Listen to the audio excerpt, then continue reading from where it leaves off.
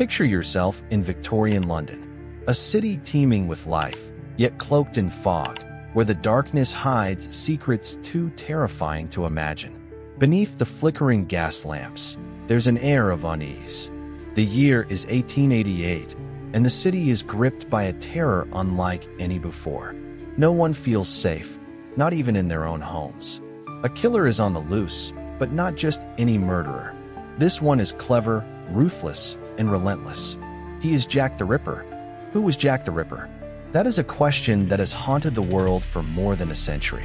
The mystery of his identity has fascinated, terrified, and puzzled generations. Was he a madman? A professional? A member of high society?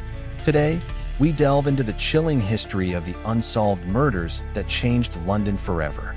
Stay with us as we explore the gruesome killings, the theories, and the chilling possibilities of who Jack the Ripper really was. The beginning of the murders. On August 31st, 1888, a woman named Mary Ann Nichols was found murdered in Whitechapel, a poor district of London infamous for crime, poverty, and overcrowding. Her body was discovered lying in a filthy alleyway, her throat slashed, and her abdomen gruesomely mutilated. At first, this murder seemed like just another act of violence in a district rife with crime. But as the days passed, something began to dawn on the police. The brutality of the murder seemed to indicate a deeper, more calculated evil. Over the next month, for more women, Annie Chapman, Elizabeth Stride, Catherine Eddowes, and Mary Jane Kelly, would meet the same horrific fate. But there was something more chilling about these murders, their pattern. The killer was not just ending lives. He was performing surgery. His victims were not only murdered, they were dissected. It was as if the killer knew exactly what he was doing, carefully removing organs in ways that suggested a knowledge of anatomy. It was as if he was sending a message. But what was it? Was it a crime of passion? Or was something far more sinister at play?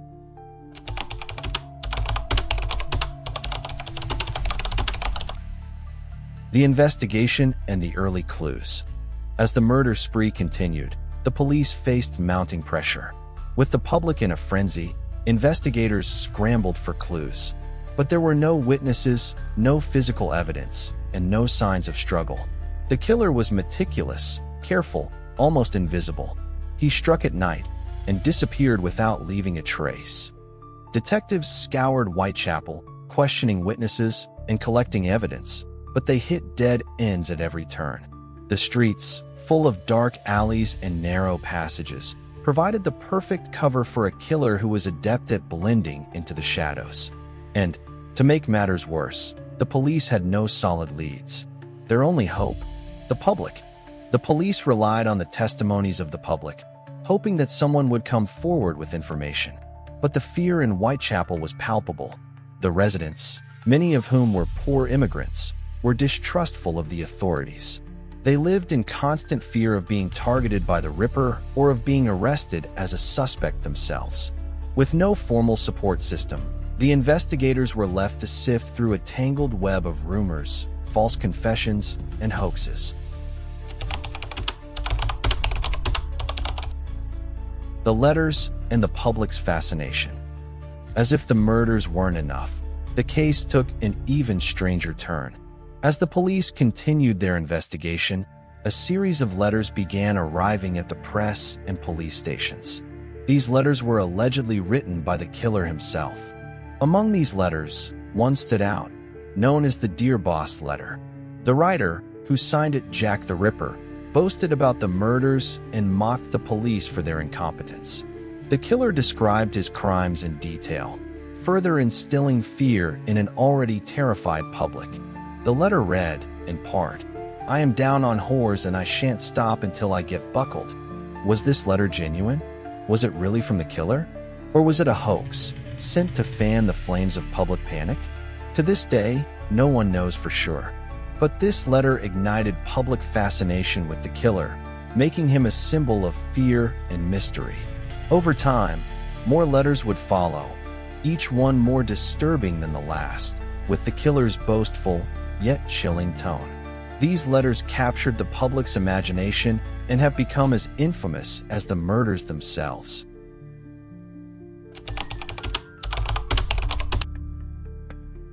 Theories about the killer. Jack the Ripper's victims were not just names in history. They were real women with lives, struggles, and tragic ends. Understanding their stories is key to unraveling the mystery of their killer. Let's examine each case, including the crime scenes, autopsy reports, and the suspects linked to their murders.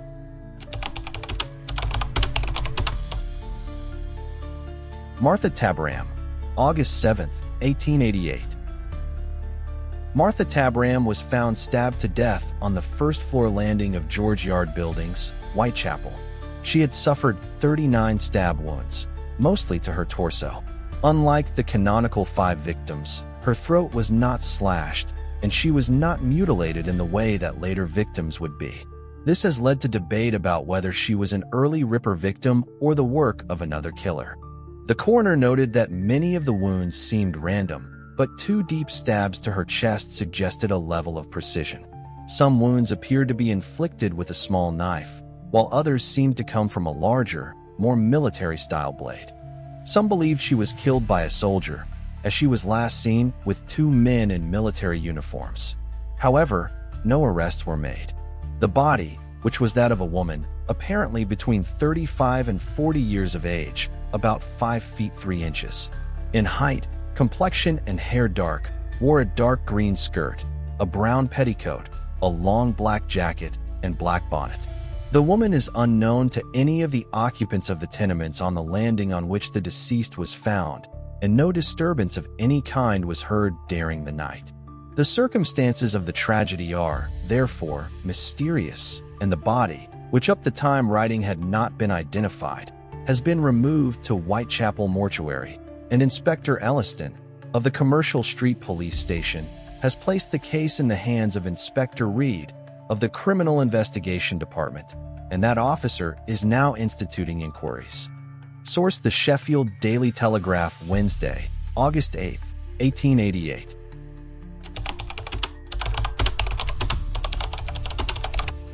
Mary and Nichols, August 31, 1888. Nichols' body was found in Bucks Row, Whitechapel.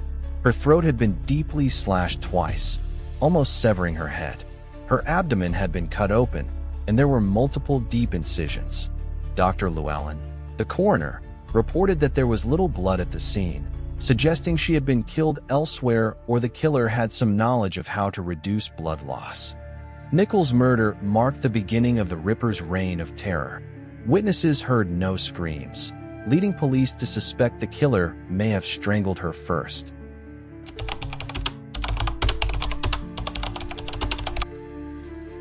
Annie Chapman, September 8, 1888. Chapman was found in Hanbury Street at dawn.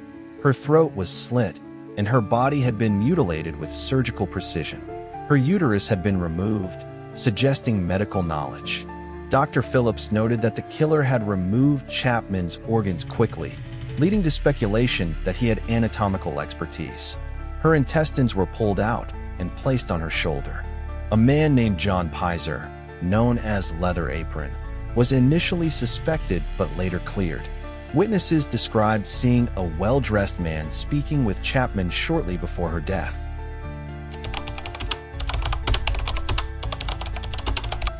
Elizabeth Stride, September 30th, 1888. Stride's body was found in Dutfield's Yard, Burner Street. Unlike the others, she had only a throat wound, and her body was not mutilated. Dr. Phillips suggested that Stride's murder was interrupted, possibly by a passerby, causing the killer to flee before he could complete his ritualistic mutilation. Witnesses saw her speaking with a man in a deerstalker hat moments before her death. Some believe the Ripper was startled, while others suggest she was killed by a different murderer. Catherine Eddowes, September 30th, 1888, same night as Stride. Eddowes was found in Mitre Square, her face slashed, throat cut, and her kidney removed. This murder bore all the hallmarks of the Ripper. Dr. Brown noted the extreme precision used in removing the kidney and part of her uterus. A piece of her apron was later found nearby, smeared with blood.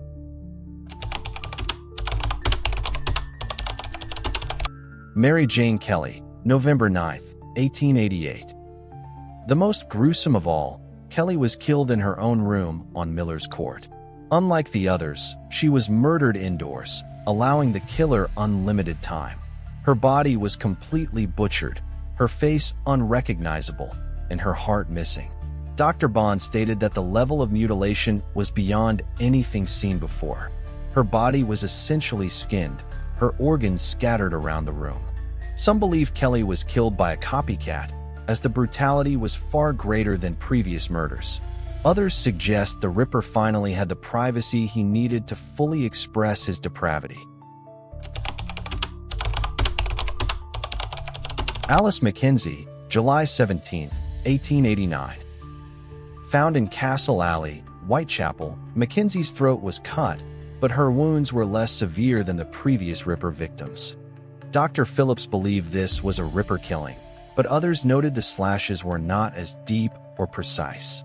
The debate continues over whether Mackenzie was truly a Ripper victim or the target of another serial killer.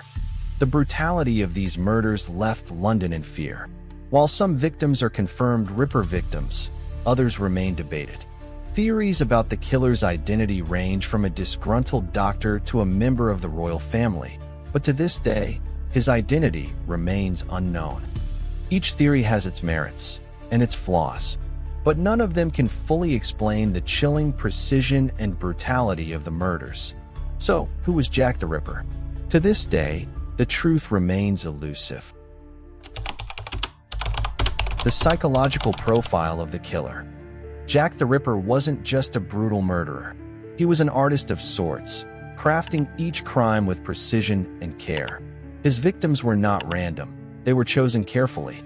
But why did he do it? And what drove him to commit such horrific acts? Some experts believe that Jack the Ripper was a deeply disturbed individual, someone who enjoyed the power and control his murders gave him. His surgical skill in mutilating his victims suggested that he had medical knowledge. But was he a doctor, a butcher, or something else entirely? The motivations behind his crimes are still debated, but one thing is clear. Jack the Ripper was a man driven by a dark obsession. The aftermath and legacy. The murders stopped as suddenly as they began. No more victims. No more sightings of the killer. The terror in Whitechapel gradually faded, but the legacy of Jack the Ripper lived on. Jack the Ripper became more than just a criminal. He became a legend, an icon of terror. His name has been immortalized in books, films, and conspiracy theories. But in all these depictions, one thing remains unchanged: the mystery of his identity. Was he caught? Was he even human? Or has the myth of Jack the Ripper become more terrifying than the man himself? The cultural impact of Jack the Ripper. Jack the Ripper's legacy has reached far beyond the foggy streets of Victorian London. The very name itself evokes fear, fascination, and a sense of mystery. But what is it about this killer that continues to captivate people more than a century after his gruesome crimes? Why does Jack the Ripper remain a prominent figure in pop culture? From books to films, television series to graphic novels, Jack the Ripper's legend is as powerful as ever. The Ripper became a character studied in criminology, inspiring a generation of writers and filmmakers. Fictional accounts of the Ripper's crimes have been used to explore the boundaries between the criminal mind and society's darkest fears. Why is Jack the Ripper so enduring? Perhaps it's because his story is filled with unanswered questions, leaving room for endless interpretation. The mystery, the darkness, the unknown, all these elements make him an iconic figure. His image is not just that of a murderer, but that of a shadow in the corners of our collective imagination. The role of the press and public sensationalism. As the murders continued, the press played a crucial role in shaping the story of Jack the Ripper. In an age of fast-growing media, the sensationalization of crime had never been more prevalent. But what role did the media play in the hysteria that followed the murders? Was the killer made larger than life by the headlines? With each gruesome murder, the press fanned the flames of panic. Papers published detailed accounts of the crimes, often embellished to the point of distortion. The most infamous of these was the Dear Boss letter, which was printed in full by several newspapers, along with its chilling tone and taunts to the police. Some critics argue that the media's focus on Jack the Ripper, paired with the sensational headlines, created a mythic figure out of a man who might have otherwise been forgotten. The narrative surrounding the murders fed into public anxiety, making the killer's actions even more terrifying and mysterious. It is said that the press turned the story of Jack the Ripper into a public spectacle, and in doing so, cemented his place in criminal folklore. The forensic failures. Could Jack the Ripper have been caught? Given the media frenzy and public fear, one might wonder, could Jack the Ripper have been caught if the police had more advanced forensic tools? The year 1888 was a time of great innovation, but forensic science was still in its infancy. The police had no DNA testing, no forensic analysis, and no reliable method for preserving or testing evidence. At the time of the murders, fingerprinting had just been developed, but it was not used by the police. Forensic pathologists were still new to the field, and the police did not have the resources to trace a single clue to the killer. In fact, the investigation was hindered by the very nature of the murders themselves. The killer was elusive, striking in the shadows and leaving no clear evidence behind. Could modern technology have solved the case? Today, we know that DNA analysis can provide crucial clues, and forensic experts can analyze fibers, hair, and even the smallest traces of evidence. But in 1888, the police had to rely on witness accounts, which were often unreliable, and their instincts. Could Jack the Ripper have been stopped if he had been operating in the age of DNA testing and criminal profiling? We may never know. The psychology of a serial killer. The gruesome nature of the crimes committed by Jack the Ripper begs the question, what kind of mind would commit such heinous acts? The study of serial killers has come a long way since the days of Jack the Ripper, but one thing remains the same: the fascination with the psychology behind their actions. While we can never know for sure what was going on in Jack the Ripper's mind, experts have speculated that he exhibited traits that are common among serial killers. He appeared to take pleasure in the act of killing, and his surgical precision suggested a level of control and planning.